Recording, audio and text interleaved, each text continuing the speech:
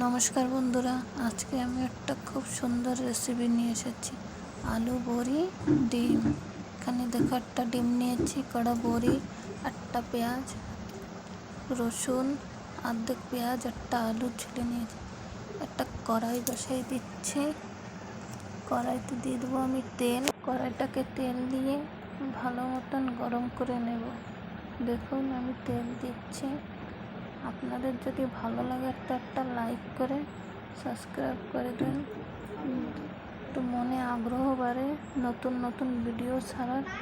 দেখুন বন্ধুরা, এইভাবে কড়াইটাকে তেল লাগাই নেবে। তেলটা লাগলে কি গরম হয়ে যায়। দেখুন আমার কড়াইটা গরম হয়ে গেছে।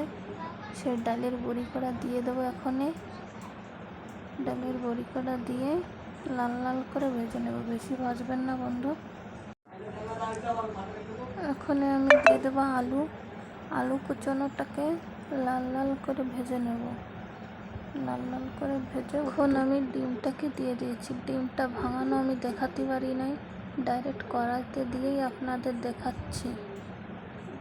অমলেট দেখুন আমার সব ভাজা হয়ে গেছে, আলু ডিম বড়ি।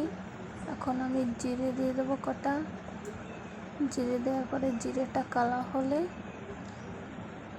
কালা হওয়া পর্যন্ত জমা লাগবে আমাদের। জিরেটা আমাদের কালা হয়েছে, এখন দিয়ে দেবো রসুন, তারপর দিয়ে দেবো পেঁয়াজ, একটু নাড়াচাড়া দিয়ে তারপর দেখুন আমার পেঁয়াজটা লাল লাল হয়েছে। এখন দিয়ে দেবো টমেটোটা দিয়ে ধীরে ধীরে লাল লাল করে ভাজবো। এখন লবণ দিলে টমেটোটা আগে গলে যায় ভালো সুন্দর। এখন আমি দিয়ে দেবো, দেখুন এখন আমি দিয়ে দেবো হলুদ গুঁড়ো, তারপর স্বাদ অনুসারে লঙ্কার গুঁড়ো দিয়ে নাড়াচাড়া দেবো। নাড়িয়ে চাড়িয়ে দেখুন আমার ভাজা কমপ্লিট হয়ে গেছে। এখন দিয়ে দেবো আমি আলুটা নাড়াচাড়া দিয়ে দেখুন আমার মশলা। এখন আমি দিয়ে দেবো ডালের বড়িগুলো নাড়িয়ে চাড়িয়ে একটু সময় কষিয়ে নেব, তাহলে ভালো সুন্দর গন্ধ বেরোবে। দেখুন আমার ভাজা কমপ্লিট হয়ে গেছে। এখন দিয়ে দেবো জল একটু বেশি দেবেন, কারণ বড়িটা ফুলে টলু টলু হবে, আলুটা সিদ্ধ হবে। এখন আমি দিয়ে দেবো ঢাকা। 5 মিনিট পরে আমি দেখে নিচ্ছি আমার তরকারিটা কত সময় লেগেছে।